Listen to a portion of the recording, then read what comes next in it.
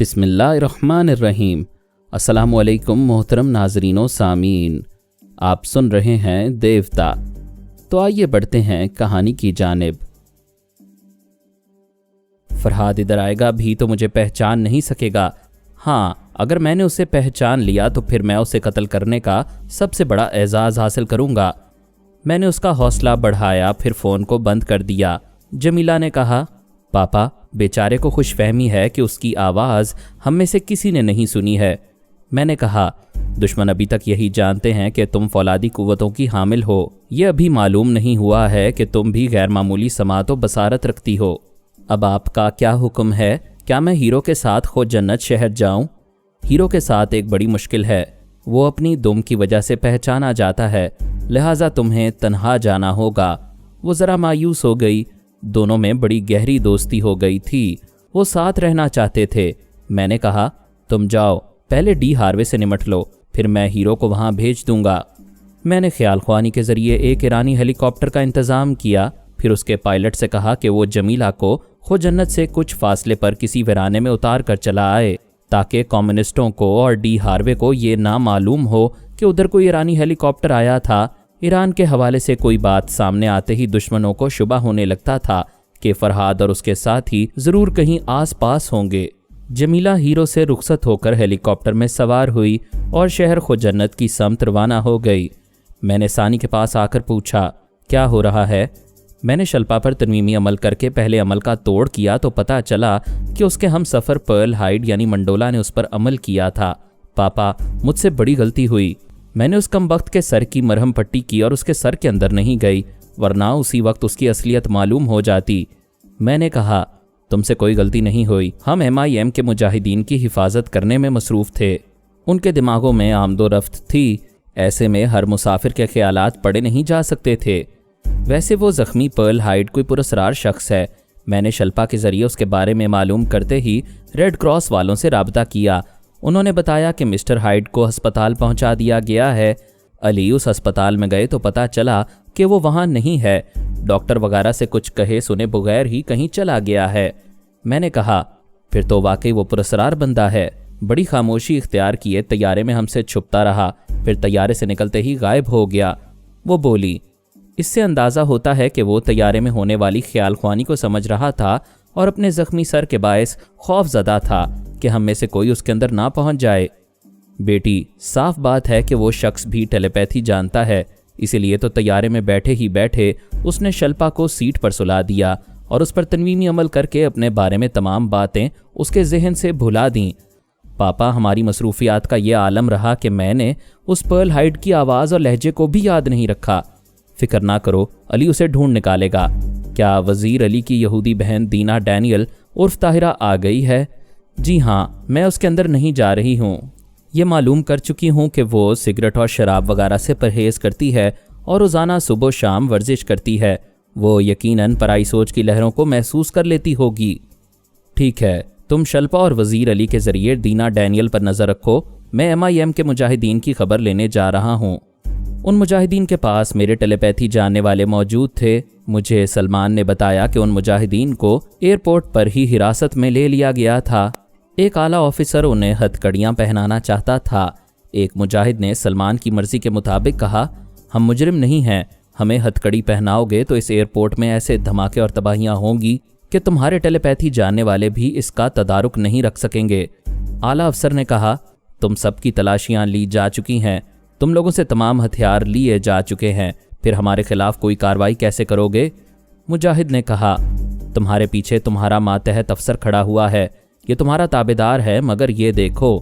ماتحت افسر نے ریوالور نکال کر اپنے اعلیٰ افسر کی کن پٹی پر اس کی نال رکھ دی، پھر پوچھا، کیا موٹی عقل سے بھی نہیں سوچ سکتے ہو جو اتنا بڑا طیارہ اغوا کر سکتے ہیں؟ وہ تمہارے جیسے احمق کو چٹکیوں میں مسل سکتے ہیں۔ دوسرے مسلح فوجیوں نے ماتحت افسر کو نشانے پر رکھتے ہوئے کہا، ریوالور ہولسٹر میں رکھو ورنہ۔ ماتحت نے کہا، ورنہ مجھے گولی لگتے ہی ہمارے افسر صاحب بھی میرے ساتھ حرام موت مریں گے۔ اعلیٰ آفیسر نے گھبرا کر کہا، کوئی گولی نہ چلائے، ٹھیک ہے، ان مجرموں کو ہتھکڑیاں نہیں لگائی جائیں گی۔ ماتحت نے کہا، یہ مجرم نہیں مجاہدین ہیں، پہلے سپر ماسٹر سے رابطہ قائم کرو اور اسے بتاؤ کہ مجاہدین کو ہتھکڑیاں پہنانے سے یہاں کیا قیامت آ سکتی ہے۔ پاشا پہلے ہی سپر ماسٹر سے رابطہ کر کے بتا رہا تھا کہ ایئرپورٹ میں طیارے کے پاس کیا تماشا ہو رہا ہے۔ اس نے کہا، سر میں اس ماتحت افسر کے اندر جا کر اس کا ریوالور ہاتھ سے گرا سکتا ہوں، لیکن اس کے اندر رہنے والا دشمن دوسرے افسران یا فوجی جوانوں کے اندر چلا جائے گا۔ اب یہ سمجھ میں آ گیا ہے کہ مجاہدین کے دماغ فولاد کی طرح کیوں ہو جاتے ہیں۔ ان کے پیچھے کئی ٹیلی پیتھی جاننے والے ہیں۔ ایسے وقت ٹیلی فون کی گھنٹی بجنے لگی۔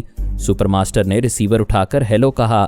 دوسری طرف سے ایئرپورٹ کے فوجی اعلیٰ افسر نے کہا، سر میں ہوں، آپ کو یہ بتانا چاہتا ہوں کہ مجاہدین کو نہتہ کرنے کے بعد بھی ہم ان پر پوری طرح قابو نہیں پا سکیں گے۔ اگر انہیں مجرموں کی طرح گرفتار کرنا چاہیں گے تو سپر ماسٹر نے بات کاٹ کر کہا، مجھے معلوم ہے کہ وہاں کیا ہو رہا ہے۔ انہیں مجرموں کی طرح نہیں، مہمانوں کی طرح وہاں کی فوجی چھاؤنی میں لے جاؤ۔ اس چھاؤنی کے افسران ان سے باتیں کریں گے۔ اعلیٰ افسر نے حکم کی تعمیل کی۔ انہیں عزت سے مہمانوں کی طرح گاڑیوں میں بٹھا کر وہاں سے لے جانے لگا۔ سلمان اور ہمارے دوسرے خیال خوانی کرنے والے ان 8 مجاہدین کے چور خیالات پڑھ چکے تھے۔ ہم یہ معلوم کرنا چاہتے تھے کہ MIM کی تنظیم کس ملک اور کس شہر میں ہے اور ان کا سربراہ کون ہے۔ بڑی عجیب بات تھی کہ ان کے چور خیالات بھی اپنے سربراہ سے لا علمی ظاہر کر رہے تھے۔ وہ مختلف ممالک سے آئے تھے، مختلف شہروں میں رہتے تھے۔ ان کے علاوہ اور بھی کئی مجاہدین تھے۔ ان سب کے پاس موبائل فون رہا کرتا تھا۔ جب جہاد کے لیے ان کی ضرورت پیش آتی تھی تو ان کے موبائل فون سے اچانک ہی کسی وقت ان کا سربراہ انہیں مخاطب کرتا تھا اور انہیں ہدایات دیتا تھا کہ فلاں ملک کے فلاں شہر اور فلاں مقام پر پہنچ جاؤ۔ ہدایات کے مطابق جتنے مجاہدین کو مخصوص جگہ طلب کیا جاتا تھا، صرف اتنی ہی تعداد میں وہ وہاں پہنچ جاتے تھے۔ مثلاً اس طیارے کے اغوا کے لیے صرف 8 مجاہدین کو اسکندریہ میں طلب کیا گیا تھا۔ وہ 8 ایک چھوٹے سے بنگلے میں جمع ہوئے تھے۔ سربراہ نے فون کے ذریعے ان 8 کو ایک دوسرے سے متعارف کیا تھا اور انہیں پوری پلاننگ سمجھائی تھی کہ کس طرح طیارے کو اغوا کر کے اباکو جزیرے میں پہنچایا جائے گا، اور پھر پہلی بار دنیا والوں کے سامنے MIM مجاہدین اسلامک مشن کو متعارف کرا کر اپنے مطالبات منوائے جائیں گے۔ اس سلسلے میں اہم سوالات یہ پیدا ہوئے تھے کہ ان کے پراسرار سربراہ کو یہ کیسے معلوم ہو جاتا تھا کہ اس کے بے شمار مجاہدین میں سے کون کس ملک اور کس شہر میں ہے، ان مجاہدین میں سے کون کس صلاحیت کا مالک ہے اور کون کس مشن میں عمدہ کارکردگی دکھا سکتا ہے۔ اس کے علاوہ جتنے مجاہدین تھے سب خوشحال تھے۔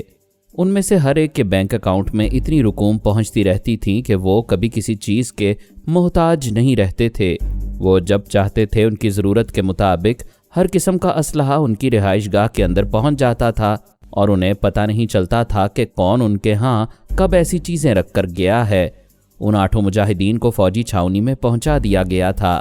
وہاں کے فوجی افسران بڑے ہی دوستانہ انداز میں پیش آ رہے تھے اور ان سے گفتگو کے دوران گھما پھرا کر سوالات کر رہے تھے کہ ان کا سربراہ کون ہے، وہ اس سے دوستی کرنا چاہتے ہیں۔ مجاہدین کہہ رہے تھے، یہودیوں کے دوست مسلمانوں کے صرف دشمن ہی ہو سکتے ہیں، ہم سے کبھی دوستی کی بات نہ کرو، ورنہ ہماری زبانیں بند ہوں گی تو پھر ہم نہ کسی سوال کا جواب دے سکیں گے اور نہ ہی کوئی دوسری بات کر سکیں گے۔ ایک افسر نے کہا، جس طرح ہمارے ٹیلی پیتھی جاننے والوں کو ناکامی ہوئی، اس سے ظاہر ہوتا ہے کہ تمہاری پشت پر کئی خیال خوانی کرنے والے موجود ہیں۔ ایک مجاہد نے کہا، ہم خدا کو حاضر و ناظر جان کر کہتے ہیں کہ ہم میں سے کسی نے آج تک کسی ٹیلی پیتھی جاننے والے کی آواز اپنے اندر نہیں سنی۔ دوسرے مجاہد نے کہا، ہم یہ نہیں مانتے کہ چند ٹیلی پیتھی جاننے والوں نے طیارے کو اغوا کرنے میں اور اپنے مطالبات منوانے میں ہماری مدد کی ہے۔ ایک اعلیٰ افسر نے کہا، یہ کیسے ممکن ہے؟ لوہے کو لوہا ہی کاٹتا ہے۔ ہمارے ٹیلی پیتھی جاننے والوں کا توڑ ٹیلی پیتھی کے ذریعے ہی کیا گیا ہے۔ تیسرے مجاہد نے کہا، یہ مقولہ پوری طرح درست نہیں ہے کہ لوہے کو لوہا کاٹتا ہے۔ پہلی بات یہ ہے کہ انسانی عقل سے لوہا کاٹا جاتا ہے، دوسری بات یہ کہ آگ بھی لوہے کو پگھلا کر رکھ دیتی ہے۔ چوتھے مجاہد نے کہا، ہمارا سربراہ اتنا ذہین ہے کہ اس نے تمہاری ٹیلی پیتھی کو ناکام بنا دیا ہے۔ وہ آگ ہے، ٹیلی پیتھی کے فولاد کو پگھلانا جانتا ہے۔ ایئرپورٹ پر ایک ماتحت افسر اپنے اختیار میں نہیں رہا تھا۔ اس نے تم لوگوں کی حمایت میں اپنے ہی آفیسر کو گولی مارنے کی دھمکی دی تھی۔ اس سے صاف ظاہر ہے کہ اس کے دماغ میں تمہارا سربراہ یا اس کا کوئی اور ٹیلی پیتھی جاننے والا آیا ہوگا۔ ایک اور مجاہد نے کہا، یہ بات ہماری سمجھ سے باہر ہے کہ تمہارا ماتحت آفیسر کیسے اپنے اختیار میں نہیں رہا تھا اور کیوں ہماری حمایت کر رہا تھا۔ ہم ٹیلی پیتھی کے سلسلے میں قسم کھا چکے ہیں، ہم نے اپنے سربراہ کی آواز بھی کبھی اپنے دماغ میں نہیں سنی۔ وہ ہمیشہ ہم سے فون پر رابطہ کرتا ہے۔ واقعی یہ بات مجاہدین کی سمجھ میں نہیں آ سکتی تھی کہ دشمن فوج کے ماتحت افسر نے ان کی حمایت کیوں کی تھی۔ انہیں معلوم نہیں تھا کہ ہم سب خیال خوانی کرنے والے خاموشی سے ان کی حمایت اور حفاظت کر رہے تھے۔ میں نے اپنے لوگوں کو سمجھا دیا تھا کہ جب تک اس پراسرار سربراہ اور اس کی تنظیم کے بارے میں صحیح اور مکمل معلومات حاصل نہ ہوں تب تک ہم بھی خود کو ان مجاہدین پر ظاہر نہیں کریں گے۔ ایک اعلیٰ آفیسر نے مجاہدین سے کہا، تم سب قسمیں کھا رہے ہو، اس سے ظاہر ہوتا ہے کہ تمہاری تنظیم کے سربراہ نے تم لوگوں سے اپنے بہت سے اہم راز چھپائے ہیں۔ وہ یقیناً ٹیلی پیتھی جانتا ہوگا اور تم لوگوں سے اپنا یہ علم چھپا رہا ہوگا۔ ایک مجاہد نے کہا، پتہ نہیں تم لوگ ٹیلی پیتھی کے پیچھے کیوں پڑ گئے ہو، کام کی بات کرو، ہمیں یہاں سے جانے دے رہے ہو یا نہیں؟ ایک افسر نے پوچھا، یہاں سے کس ملک میں جاؤ گے؟ یا تمہارے پاس پاسپورٹس ہیں؟ تمہارے لوگ تلاشیاں لے چکے ہیں، ہمارے پاس صرف ہتھیار تھے۔ اب ہم جس ملک اور جس شہر میں جانا چاہیں گے تم ہمیں وہاں بحفاظت پہنچانے کا انتظام کرو گے۔ یہ تو بڑی زیادتی ہے، ہمارا طیارہ بھی اغوا کیا، ہمارے مسافروں کو بھی پریشان کیا، ساری دنیا کو سمجھا دیا کہ ہم ایک چھوٹی تنظیم کے آگے بے بس ہو گئے ہیں، اور اب ہم ہی تمہاری بحفاظت واپسی کا انتظام کریں گے، سپورٹ حاصل کر کے ہمارے ہی اخراجات پر سفر کرو گے؟ ایک مجاہد نے کہا، ہم اپنے اخراجات خود برداشت کرنا چاہیں گے تو یہاں کے کتنے ہی بینک خالی کر دیں گے، کیونکہ یہاں سے جانے کے لیے طیارہ خریدنے کے لیے لاکھوں ڈالرز کی ضرورت ہوگی۔ وہ تھوڑی دیر کے لیے چپ رہے، پھر ایک اعلیٰ آفیسر نے کہا، ہم ایک 5 اسٹار ہوٹل میں تمہاری رہائش کا انتظام کر دیں گے، اپنے اعلیٰ حکام سے اس سلسلے میں گفتگو کریں گے، تمہیں یہاں کم از کم 1 ہفتہ قیام کرنا ہوگا۔ ایک مجاہد نے کہا، سوری، ہم صرف 24 گھنٹے اس ملک میں رہیں گے، اس کے بعد کچھ گڑبڑ ہونے لگے تو اس کی ذمہ داری ہم پر نہیں ہوگی۔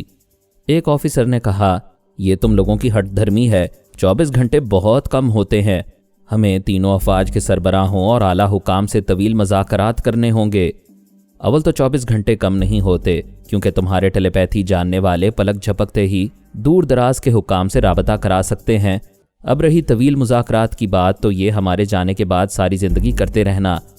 وہ چاہتے تھے کہ مجاہدین کو اس ملک میں زیادہ عرصے تک روک کر مختلف چال بازیوں سے اس تنظیم کے ہیڈ کوارٹر تک پہنچا جائے، لیکن انہوں نے فیصلہ سنا دیا تھا کہ وہ نیو یارک میں 24 گھنٹے سے زیادہ نہیں رہیں گے۔ میں نے سلمان سے کہا، یہ MIM کی تنظیم اور اس کا سربراہ صرف دشمنوں کے لیے ہی نہیں، ہمارے لیے بھی پراسرار ہے۔ اپنے 1 یا 2 خیال خوانی کرنے والوں کو ان مجاہدین کے دماغوں میں آنے جانے کے لیے کہتے رہو، وہ 8 کل تک یہاں سے روانہ ہوں گے۔ سپر ماسٹر کے خیال خوانی کرنے والے بھی مختلف ذرائع سے ان کی نگرانی کریں گے، نہایت ہوشیاری سے ان پر نظر رکھنی ہوگی۔ سلمان نے کہا، کل صبح 10 بجے مائک حرارے ٹرانسفارمر مشین سے گزارا جائے گا، ہمیں اس کے اندر بھی موجود رہنا ہوگا۔ ہاں، کل صبح ہم 9 بجے ہی مائک حرارے کے پاس جائیں گے، شاید یہ معلوم ہو سکے کہ اسے کن راستوں سے گزار کر اس خفیہ اڈے تک پہنچایا جائے گا جہاں اس ٹرانسفارمر مشین کو چھپا کر رکھا گیا ہے۔ میں دماغی طور پر اپنی جگہ حاضر ہو گیا۔ جمیلہ ایک ہیلی کاپٹر کے ذریعے شمال کی سمت شہر خو جنت کی طرف گئی تھی۔ ابھی مجھے اس کی خیریت معلوم کرنی تھی، لیکن میں تھوڑی دیر تک MIM کے سربراہ کے بارے میں سوچتا رہا۔ مجاہدین کے خیالات پڑھ کر یہ معلوم ہوا تھا کہ ان کا سربراہ ہمیشہ ان کا خیال رکھتا ہے اور مشکل وقت میں آ کر ان کی مشکلیں آسان کر دیتا ہے۔ اب یہ سوال پیدا ہو رہا تھا کہ اس سربراہ کو ان حالات کا علم نہیں ہوگا جن سے مجاہدین گزر رہے تھے۔ اگر وہ ٹیلی پیتھی جانتا ہے یا کوئی ایسا پراسرار علم جانتا ہے جس کے ذریعے مجاہدین کی خبر رکھتا ہے، تو اسے یہ معلوم ہو گیا ہوگا کہ ہم چند خیال خوانی کرنے والے اجنبی ہیں اور اس کے مجاہدین کے کام آ رہے ہیں، اس سے نیکی کر رہے ہیں اور اس کے نیک مقاصد کو عملی جامہ پہنا رہے ہیں۔ اس کے نتیجے میں اس سربراہ کو کسی بھی ذریعے سے ہمارا شکریہ ادا کرنا چاہیے تھا، لیکن اس کی طرف سے مسلسل خاموشی تھی۔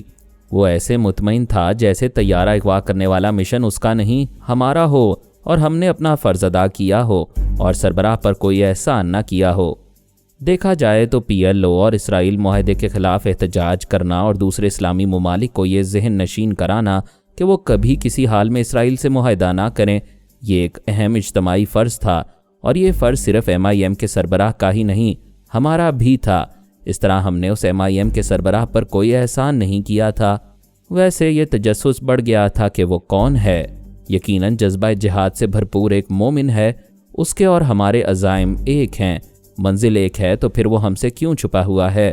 یہ تجسس اسی وقت دور ہو سکتا تھا کہ میرے خیال خوانی کرنے والے ان 8 مجاہدین کے دماغوں میں آتے جاتے رہتے اور خاموشی سے یہ معلوم کرتے رہتے کہ ان کا سربراہ کس طرح ان سب کا خیال رکھتا ہے، ان سے فون پر کیسی باتیں کرتا ہے، شاید اس کی آواز اور لہجے سے ہم اسے پہچان پائیں۔ اب یہ تجسس فوراً ہی ختم نہیں ہو سکتا تھا۔ میں پہلے بھی کئی بار کہہ چکا ہوں کہ پراسرار اور نادیدہ ذات صرف اللہ تعالیٰ کی ہے۔ اس دنیا میں کتنے ہی لوگوں نے گمنام اور پراسرار رہ کر اپنی بادشاہت قائم کرنے کی ناکام کوششیں کیں۔ پھر کوئی ایسا وقت آیا کہ وہ بے نقاب ہو گئے۔ اگرچہ MIM کا سربراہ اپنی بادشاہت قائم نہیں کرنا چاہتا، وہ یہود و نصارہ کی سازشوں سے دین اسلام کو اور اسلامی ممالک کو محفوظ رکھنا چاہتا تھا۔ اس اعتبار سے اس کے گمنام رہنے پر مجھے فی الحال کوئی شکایت نہ تھی۔ ہو سکتا ہے وہ اپنے گمنام دشمنوں سے خود کو محفوظ رکھنے کے لیے گمنامی کی زندگی گزار رہا ہو۔ میں نے اسے ذہن سے نکال دیا۔ پھر جمیلہ کے پاس پہنچ کر کوڈ ورڈز ادا کیے۔ وہ شمالی شہر خو جنت پہنچی ہوئی تھی، وہاں کے واقعات سنانے لگی۔ 3D کا آخری ٹیلی پیتھی جاننے والا ڈی ہاروے اسی شہر میں تھا۔ وہ اپنی دانست میں بڑا محتاط تھا، اکثر اپنی رہائش گاہ کی 4 دیواری میں رہا کرتا تھا۔ کوئی اہم ضرورت ہو تو باہر نکلتا تھا، اور باہر نکلنے کے بعد کبھی چلتے پھرتے یا کسی ریسٹورانٹ وغیرہ میں بیٹھ کر خیال خوانی نہیں کرتا تھا۔ یہ اندیشہ تھا کہ میں اسے کہیں خیال خوانی میں گم دیکھوں گا تو پہچان جاؤں گا۔ اس کی رہائش گاہ میں کمیونسٹ پارٹی کا لیڈر یا اس کے نمائندے ملاقات کے لیے آتے تھے۔ اس نے ان تمام افراد کے سامنے کبھی خیال خوانی کا مظاہرہ نہیں کیا۔ کمیونسٹ پارٹی کے لوگ اسے محض ایک امریکی نمائندہ سمجھتے تھے اور اس کے ذریعے مالی امداد اور اسلحہ حاصل کرنے کے لیے ملاقات کرتے رہتے تھے۔ ڈی ہاروے نے اپنی آواز اور لہجہ بدل لیا تھا اور یوں مطمئن تھا کہ غیر معمولی سماعت رکھنے والا بندر آدمی کبھی اس کی آواز کے ذریعے اسے ہاروے کی حیثیت سے نہیں پہچانے گا۔ جبکہ اسے پہچاننے والی جمیلہ وہاں پہنچ گئی۔ اب جمیلہ کو یہ معلوم کرنا تھا کہ وہ کس رہائش گاہ میں بیٹھا اپنے ملاقات کرنے والوں سے گفتگو کرتا ہے۔ جب وہ شہر کے ایک ہوٹل میں پہنچی تو دوپہر ہو چکی تھی۔ اسے ڈی ہاروے کی آواز دیر تک سنائی نہیں دی۔ وہ ایک رہائشی علاقے کے قریب تھی۔ یہ اندازہ تھا کہ شاید وہ دوپہر کے وقت سو رہا ہے۔ شام کو اچانک آواز سنائی دی۔ وہ کسی سے کہہ رہا تھا، تم اطمینان رکھو، آج آدھی رات سے پہلے وہ اسلحہ اور گولہ بارود سے لدا ہوا طیارہ یہاں پہنچ جائے گا۔ اس کے پاس کمیونسٹ پارٹی کا لیڈر تھا۔ وہ کہہ رہا تھا، ہماری بڑی خواہش ہے کہ ہم پھر سے شہر دوشنبے پر قبضہ کر لیں، لیکن وہاں فرہاد، اس کی بیٹی اور وہ بندر آدمی وغیرہ ہوں گے۔ ہماری پارٹی کا جو لیڈر ان سے شکست کھا کر آیا ہے، ہم نے اسے گولی مار دی ہے۔ اس کے ساتھ زندہ آنے والے اپاہج فوجیوں کو بھی ختم کر دیا ہے۔ یہ تم نے اچھا کیا۔ وہ لوگ زندہ رہتے تو فرہاد ان کے دماغوں میں رہ کر تمہارے نئے منصوبے معلوم کرتا رہتا۔ تمہارے لیے دوسری خوشخبری یہ ہے کہ فرہاد شہر دوشنبے سے کسی دوسرے علاقے میں چلا گیا ہے۔ پھر تو یہ بڑا اچھا موقع ہے۔ آج رات تمہارے ملک کا طیارہ جدید اسلحہ لے کر آئے گا۔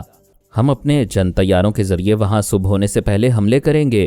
شہر دوشنبے ہمارے قبضے میں آئے گا، اور ایسا نہ ہوا تو ہم اس شہر کو کھنڈر بنا کر واپس آئیں گے۔ وہ گفتگو کر رہے تھے، آدھی رات کے بعد دوشنبے پر ہوائی حملوں کی پلاننگ کر رہے تھے، اور جمیلہ ہوٹل کے کمرے سے نکل کر ان کی آوازوں کی سمت کا تعین کرتی ہوئی ادھر جا رہی تھی۔ وہ علاقہ تاجکستان کی انتہائی شمال میں تھا، اس لیے برف باری ہوتی رہتی تھی۔ مکانوں کی چھتوں، درختوں اور سڑکوں پر برف جمی رہتی تھی۔ مزدور بیلچے لے کر سڑکوں پر سے برف ہٹاتے رہتے تھے تاکہ گاڑیوں کی آمد و رفت کے لیے راستے صاف رہیں۔ وہ چلتے چلتے ایک لکڑی کے کاٹیج کے قریب رک گئی۔ ڈی ہاروے اور کمیونسٹ لیڈر کی گفتگو وہیں سے سنائی دے رہی تھی۔ وہ کاٹیج سے دور کھڑے ہو کر سوچنے لگی، ابھی وہاں جا کر ڈی ہاروے اور اس لیڈر کو ہلاک کرنے میں دیر نہیں لگے گی، لیکن اس شہر میں آدھی رات سے پہلے اسلحے کا ذخیرہ پہنچنے والا تھا۔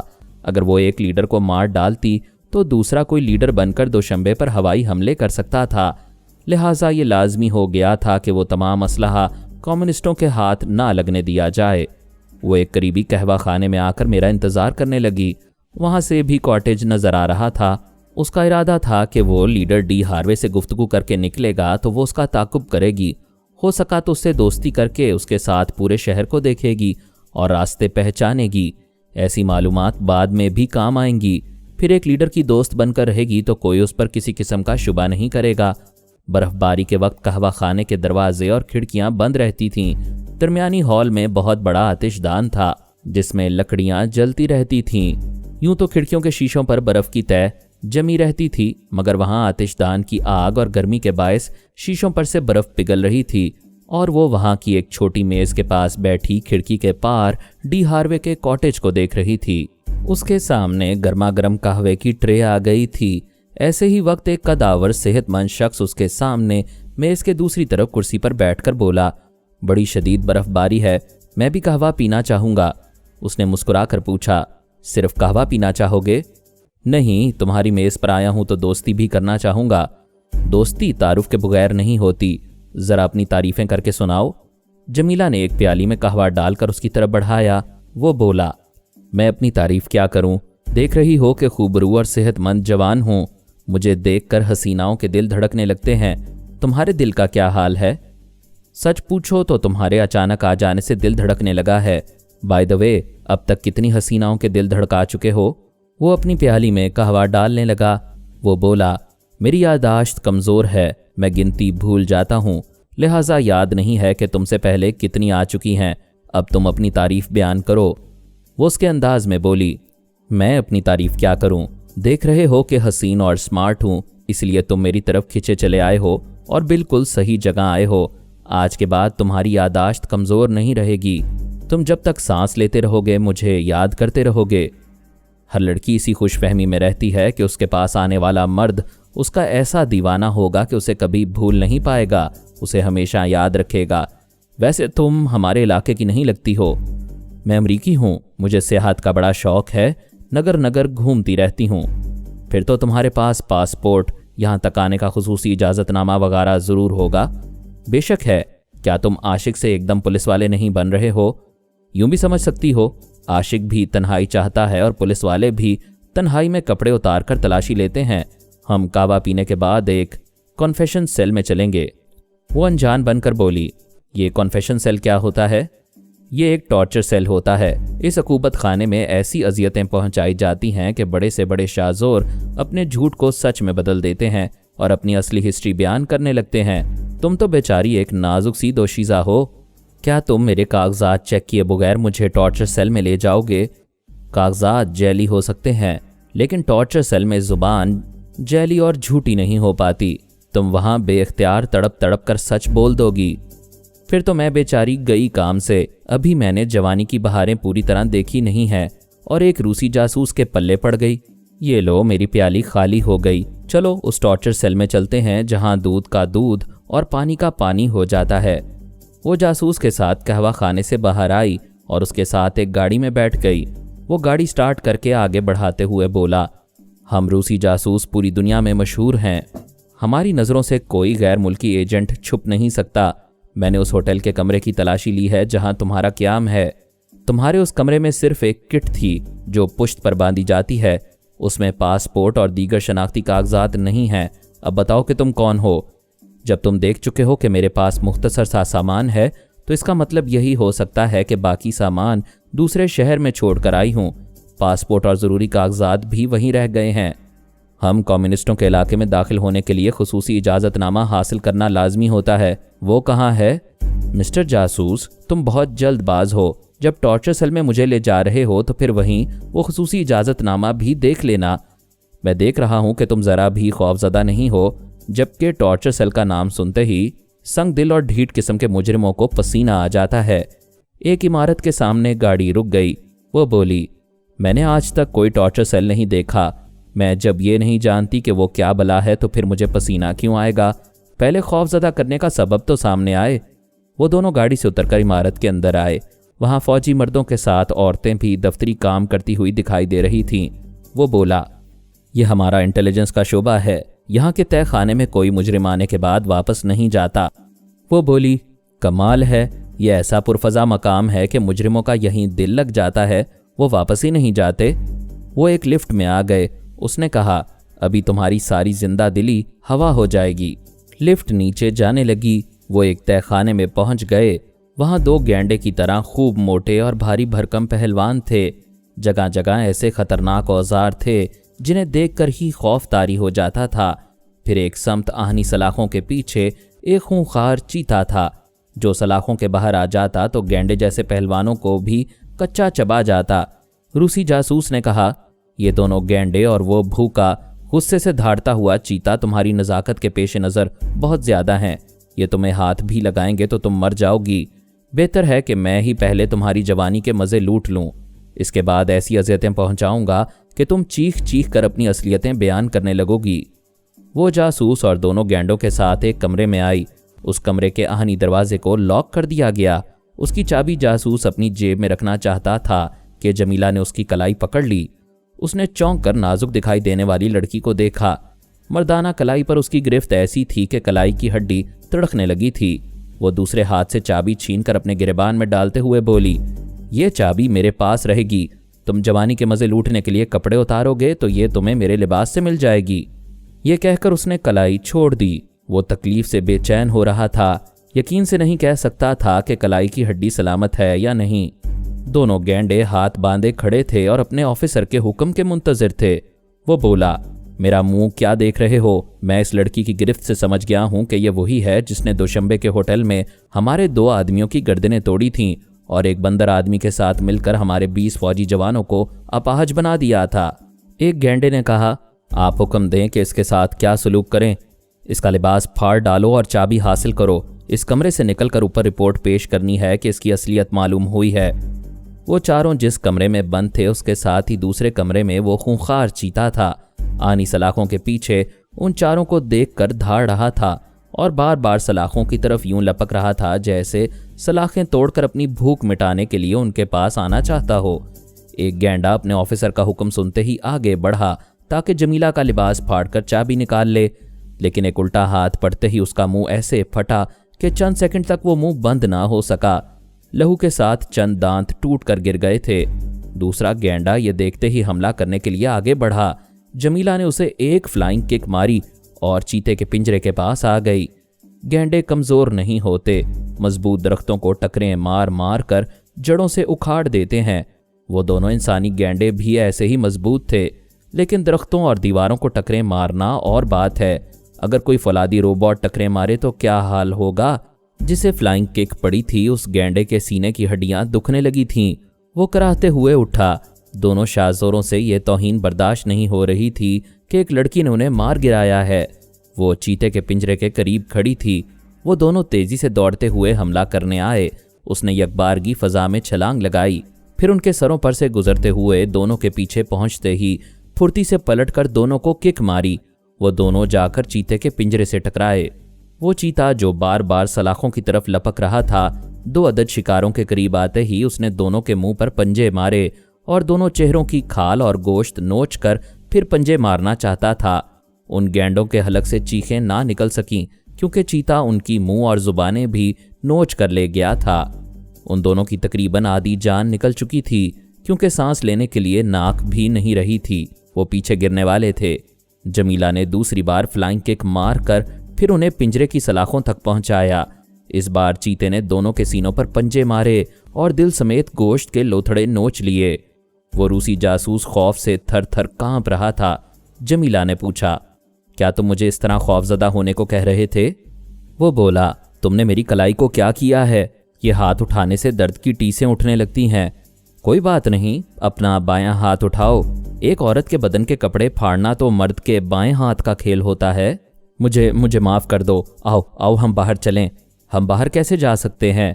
तुमने यहाँ आते वक्त कहा था कि यहाँ के तहखाने में कोई मुजरिम आने के बाद वापस नहीं जाता, लिहाजा वापसी उसी की होगी जो मुजरिम ना हो। मैंने जो कहा था मैं उसकी माफ़ी चाहता हूँ। फॉर गॉड सेक, हमें यहाँ से जाना चाहिए। जाने के लिए सेल का ताला खोलना होगा और चाबी मेरे लिबास के अंदर है, उसे निकालो और ताला खोलो। वो परेशान होकर बोला, मैं चाबी कैसे निकाल सकता हूँ? क्यों नहीं निकाल सकते? दूसरा हाथ अब भी सलामत है। आओ मेरे करीब आओ। नहीं, मैं तुम्हारे लिबास को हाथ भी नहीं लगाऊंगा। तुम्हें अपनी बहन समझता हूँ। जवानी के मज़े लूटने वाला किसी का भाई नहीं होता। हाथ आगे बढ़ाओ और चाबी निकालो। वो मजबूर होकर झिझकते हुए हाथ बढ़ाने लगा। जमीला ने उसकी वो कलाई भी पकड़ ली, फिर कहा, हमारी दुनिया में कैसे बेगैरत लोग हैं। तुम बहन कहने के बाद अपनी जान दे देते, मगर इधर हाथ ना बढ़ाते। मगर अपनी जान बचाने के लिए बहन के लिबास तक पहुंचने लगे थे। वो तकलीफ से बिलबिला रहा था। कलाई की हड्डी चिटक रही थी। आनी शिकंजे में हड्डी की मजबूती जवाब दे जाती है। जब उसने कलाई छोड़ी तो वो दोनों हाथों से अपाहज हो चुका था। वहां अजियतें पहुंचाने के कई सामान थे। उसने एक कुल्हाड़ी उठा ली, फिर आहिस्ता आहिस्ता चलती हुई चीते के पिंजरे के पास आई। उसके हिस्से में जितना इंसानी गोश्त आया था वो उसे हजम कर चुका था। थोड़ी सी मिकदार में उसका पेट नहीं भर सकता था। वो जमीला को देखकर लपकने लगा।